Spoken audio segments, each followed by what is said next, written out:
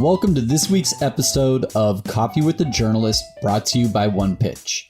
The guests on our show include some of the most notable journalists from the top US-based publications who cover topics including technology, lifestyle and culture, health, science, consumer products, and business news. We discuss their role, the types of stories they cover, what their inbox looks like, and how they connect with sources. Have you heard about our brand new video series featuring guests from the podcast, including today's? Head to onepitch.co and look for the video page to learn more and subscribe on YouTube. Today's guest is Jeff Benson, Senior Editor for Decrypt. Jeff covers a wide range of crypto news, including NFTs, cryptocurrencies, crypto trading companies, and more. He's also worked with organizations such as UNICEF and spent time in Uganda as a consultant. During the episode, Jeff shares more about pitching thought leaders on the site, how to approach him with exclusives, his favorite stories to write, and so much more. Let's hear more from Jeff now.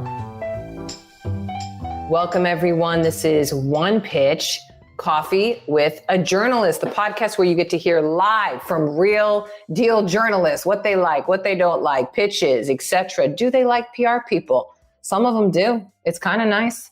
I'm Beck Bamberger. I have an agency. That's why we created this whole thing called BAM. We work with all venture-backed technology companies. And then, of course, I helped create this thing, One Pitch, to help your pitches get to the right people. With us today, I hope you like some crypto, everybody. If you are, you're in the right place. We have the senior editor from Decrypt on, Jeff Benson. Welcome, Jeff. Hi, Beck. Thanks for having me. Thank you for being here. So first, let's not get into the inbox real quick. For those who don't know, give us an overview of Decrypt. Okay, Decrypt is Web3 media. So essentially, it exists to explain the cryptocurrency and blockchain technology space to people that may not know a lot about it, and for people that do know a lot about it. So we try to meet people where they're at. And can you give us maybe an understanding of how many people, how many writers are there, how many people are you overseeing, etc.? We are fastly expanding. I'd say between people that are doing the writing and people doing kind of back of the house stuff, there's probably 30 folks at Decrypt. And we put up, I'd say, about 15 articles a day. Fantastic. And by the way, for those listening, they are all over the place. You got people in Berlin, Venezuela, New York, Colorado. I see all types of people. So by all means. We have people all over the globe. And we also have a Decrypt Espanol site. Ooh. Dang, great. Habla Espanol. Great. Oh, yes. Your social media manager, I see, is in Mexico City. Ooh, good city. That's right, Laura. Nice. Okay. Now, Jeff, now that we have that primer, your inbox, how is it? And is it out of control? It's always a mess. The inbox is the thing that I never want to check. Yeah, I've got Twitter, I've got Discord, I've got Telegram, I've got multiple email addresses. So yeah, the inbox sometimes doesn't get pruned as much as I would like. How do you keep then pitches particularly straight? Are you opening every pitch, filing them, forwarding them? Because you're also an editor, so you're not necessarily writing all the pieces, of course. I do quite a bit of writing. Okay. Well, I will tell you that I do not open every email that I receive. If it's a cold email coming from a project that I'm not very familiar with, I may just kind of quickly archive it after seeing the subject line. So subject line is the barrier to open?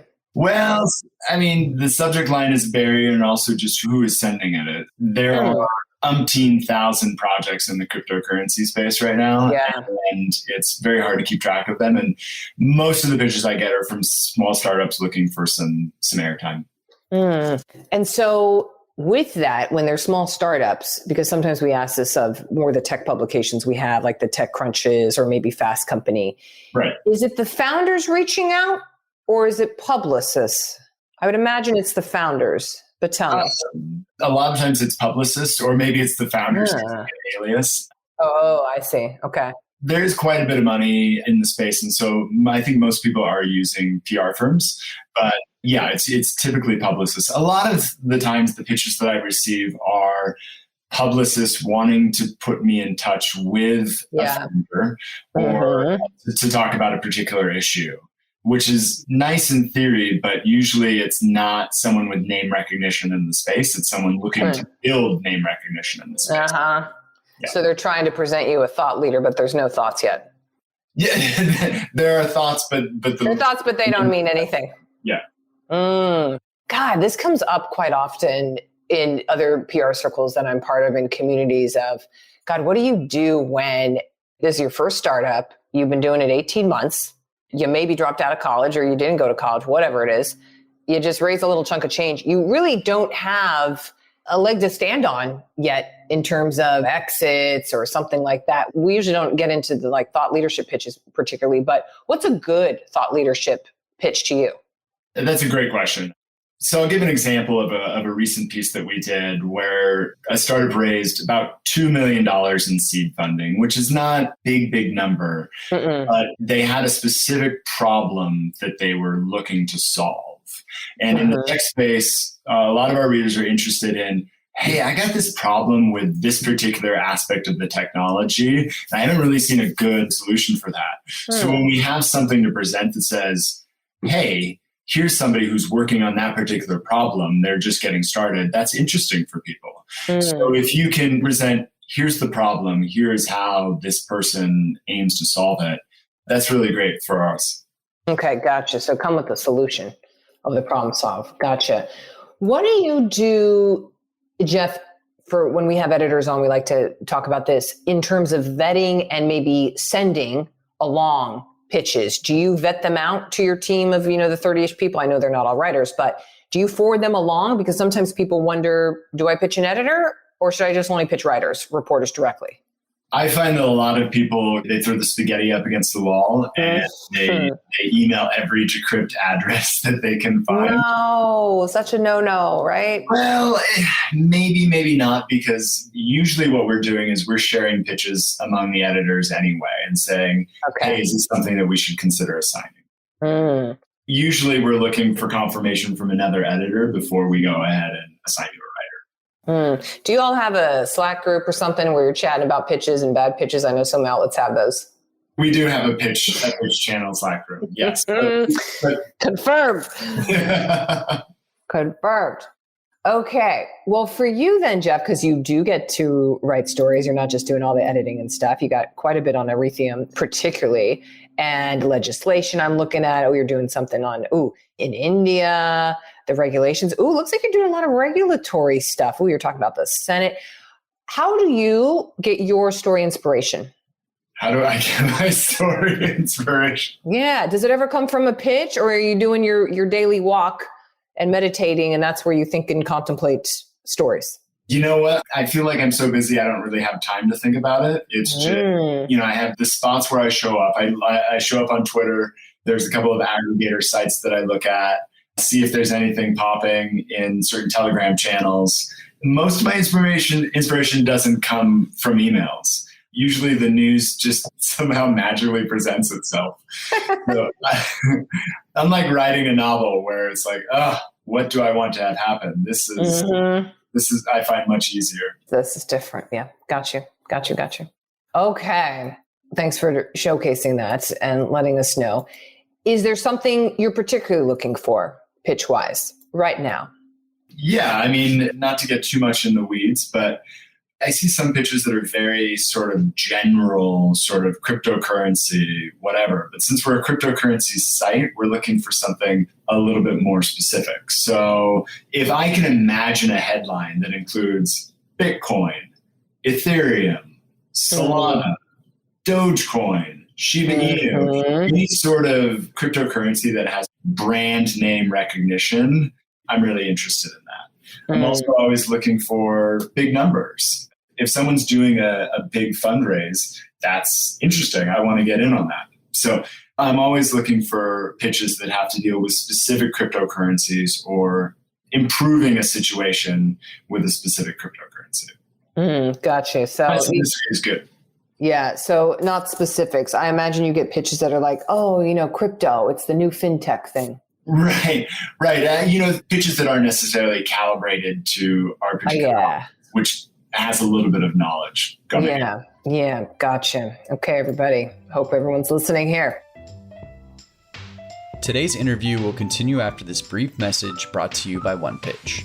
Are you curious to see the unique ways OnePitch helps PR professionals and marketers pitch journalists? Head to onepitch.co to learn about our new OnePitch score and see how easy it is to find the right journalist to pitch your news to. Sign up for your free account today. Now, back to today's episode.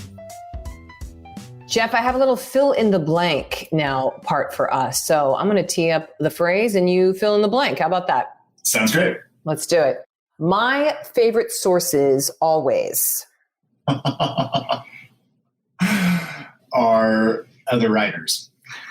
Other writers? Oh, wow. No one's ever said that before, but that's good. Okay.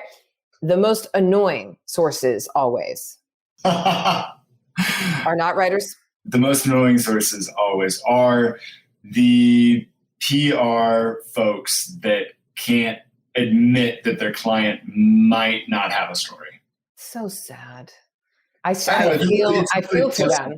Because you're representing a client, but sometimes I want you to say, look, they want this. I don't know if there's something there, but maybe we can find something in it. Well, that's then I kind of go into something is amiss with the firm or what's happening. You shouldn't have that client, or that's at the far end of the spectrum, but rather you should be educating and working as partners. We're big about partnership at BAM on, hey, you painted the wall. That's not a press release. We're not going to do that. But here's what we can do over here instead. I mean, like, you got to dance with the client. And I don't feel that many firms, unfortunately, do. And so it's like, oh, you painted the walls? Okay, we'll get that press release written right now. Right. And I do get plenty of wall painting press releases. Oh, that's a new term, Jeff. I'm going to call it that, wall painting press releases. New phrase. Do not send wall painting press releases. No wall painting. Okay. You'll get a response from me if you've met me in person. There we go. We just talked about it on the pitch tips.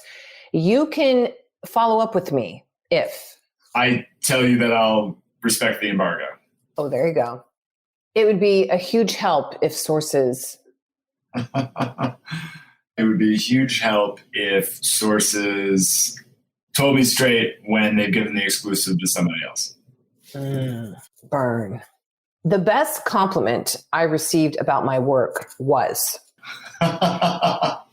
This is so entertaining for you, Jeff. I love it. Yeah, it is. It's super entertaining for me. The best compliment was probably when a firm that I wrote about didn't retweet my article. Wait. Rewind. The best compliment was when they didn't? Yeah. I'm confused. So I love when somebody tells me that I really got everything right and that it was a good piece. But I also love it when it feels just a little bit that it's not a puff piece.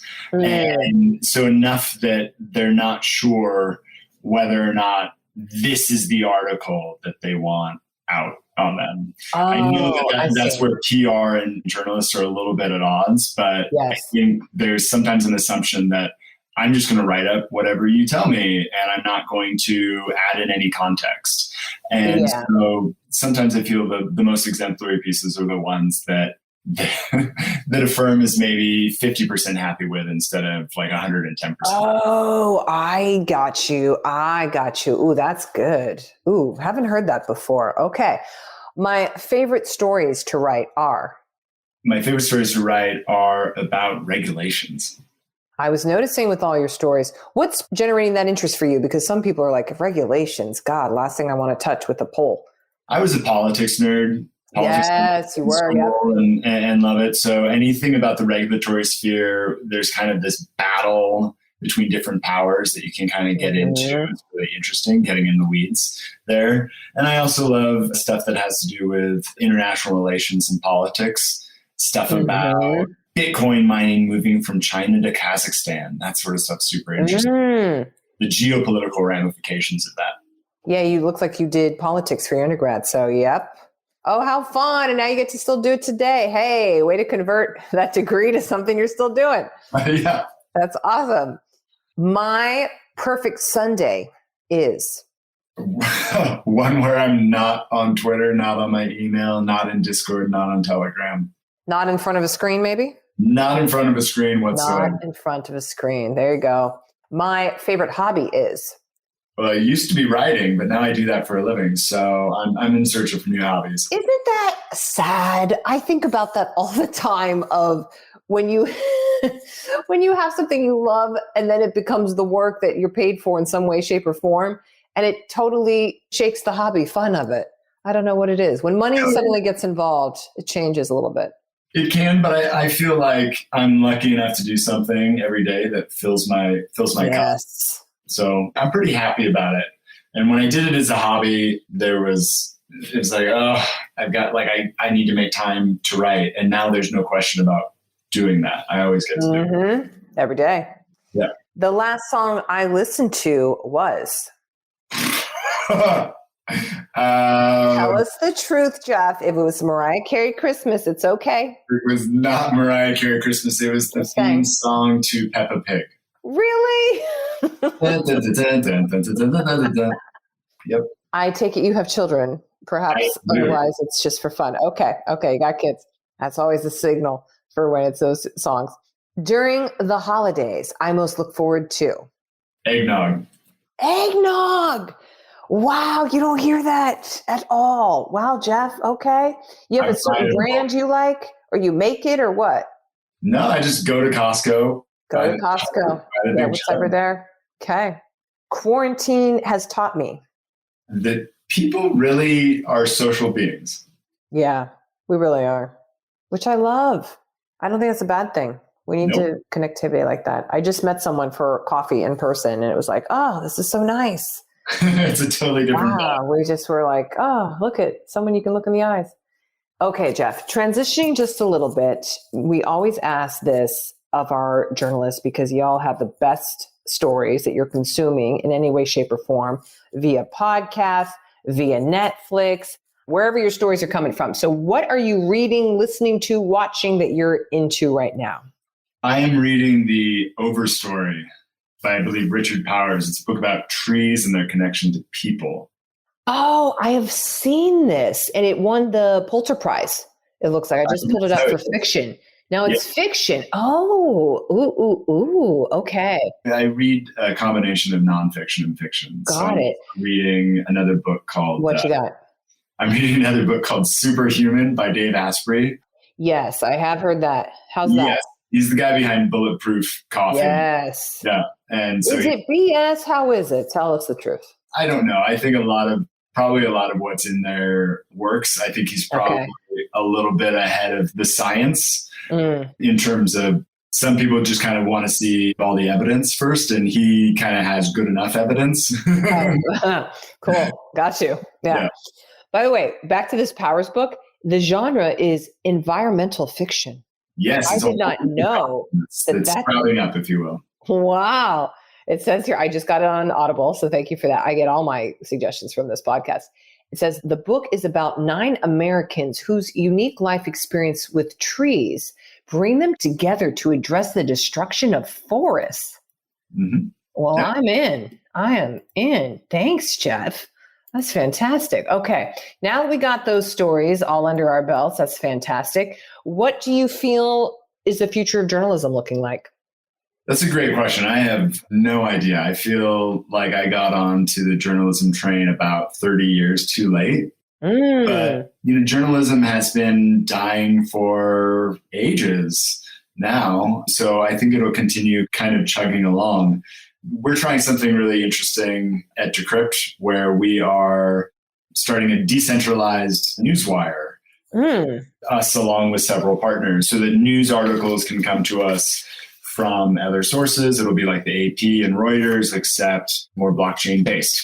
So it's an interesting experiment to try. I'm not sure if it's the future, but I think there's lots of experimentation going on in media right now. Not just kind of, I was going to say traditional websites, I guess. Yes. But now you're seeing your news through TikTok. You're seeing lots of different things happening. So I think the future is going to be more experimentation. And do you have any thoughts on, I think what we're seeing more and more, which is the subscriptions to newsletters? What do you think about that? I don't think that's going to work. Okay. Why is that? That was an answer. That was clear. Yeah, I think when you're at the New York Times and you have a huge readership, you have a huge readership not because of your own name per se, but because your name at the New York Times. When you go into a Substack, good luck I have writers that I really liked and used to read that I just don't read anymore because I don't want to have to pay for their Substack. There's so much content out there that I think a lot of people feel like they don't really need to pay for anything but top tier stuff. Well, therein lies the conundrum of the saturation of the subscriptions, because one, just saturation overall, because can you read 30 of those a day? And two, can you have $170 a month paying on subscriptions for just all the outlets and stuff? I mean, some people can, but many people can't.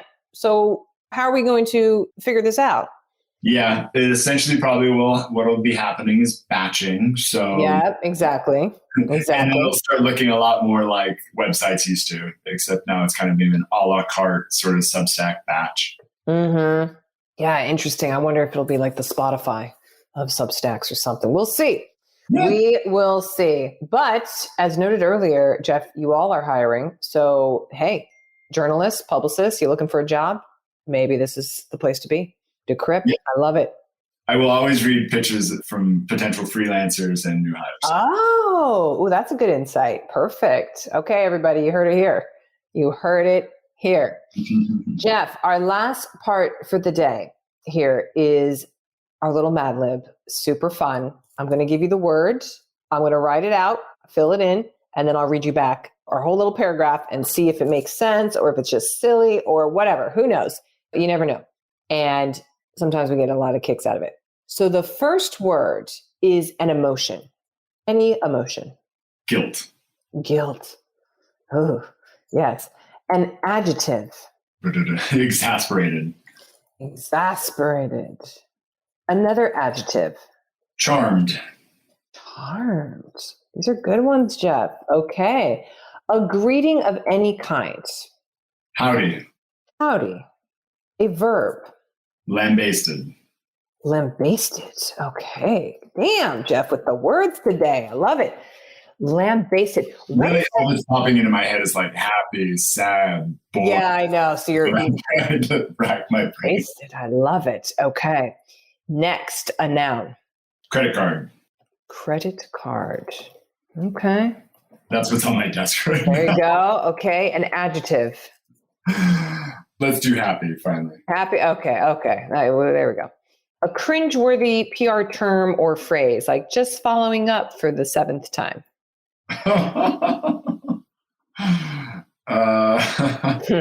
Probably just, what is it? Just putting this back at the top of your inbox or something like that? Okay. Just putting this back at the top of your inbox. That's particularly annoying.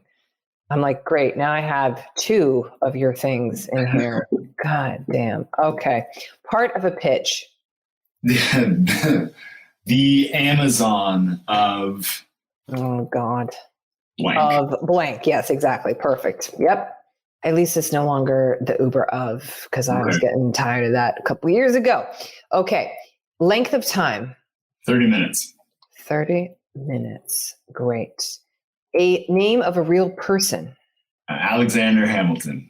Alexander Hamilton. You can tell what Broadway show I just saw. Yep. Hey, we'll take it. Song's still in my head. Got you. And then an emotion. Jealousy. Jealousy. Okay. Great. Where'd you see Hamilton, by the way? Are you in New York? No, it's the tour here in Reno. Okay. Okay, great. I was like, oof. It's on tour now. They're back in action. I love it. I love theater myself.